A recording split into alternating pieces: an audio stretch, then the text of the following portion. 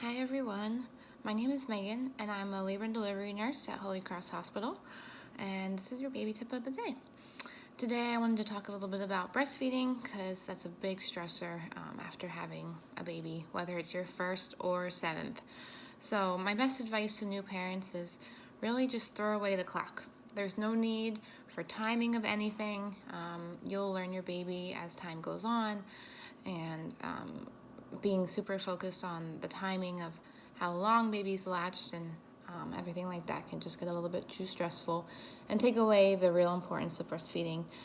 So to ensure baby is feeding often enough, rather than thinking, oh, I need to feed the baby every 2 hours or every 3 hours for 30 minutes, simply make sure that you check the baby's latch. And you're going to want to be counting the successful latches versus the length of time. So a latch sometimes baby doesn't stay latched. So you want to look for rhythmic sucking as well as the latch. So if baby is latched and you can hear the suck swallow, that's the most important thing. And this can last anywhere from 45 minutes to 5 minutes for a full-term active baby. And if you have a pretty good milk letdown and milk supply. But every feeding could be, up to 45 minutes of readjusting the baby, fixing your latch, making sure baby's still actively sucking and swallowing. So the key is to allow baby to spontaneously release the breast, burp, and then offer the second breast if necessary, if the baby is still showing hunger cues. But in between one breast to the next, you want to do a stop, a burp. This gives baby time to decide if they're still hungry, get all the air out of their tummy, and sit up and be able to start digesting a little bit. And like we were saying, the whole point about this is it doesn't matter how long. That could have been a 5-minute period, a 10-minute period, 20-minute period. So we don't really need to focus so much on how long that latch session was, as long as it occurred. And throughout the day, you want to have at least 8 of these occurrences. Baby actively sucking, actively latched, actively swallowing, up to 8 times per day.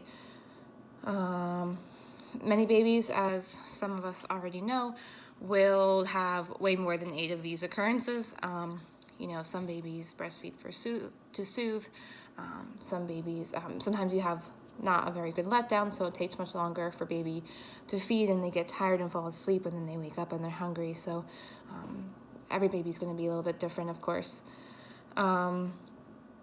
So there's going to be a form attached to this video that can kind of show a good way to document the first day, second day, and then so on and so forth, about all of the documented latch times versus duration of breastfeeding.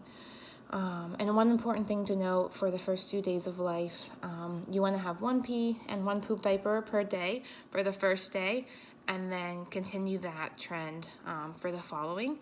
So on day 2, 2 pee, 2 poop, so on and so forth. And on the chart, you'll see that the pee quality and the poop quality might change as the days go on, and you just want to make sure that these things are changing and following the chart that will be posted with this video.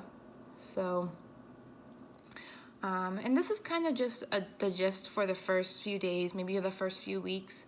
And then usually babies and moms get, the hang of it, and it really just works and falls into a rhythm. Just if you say, like, you start to know your baby starts to get to know you, your breast, your letdown, your milk supply, and all of that.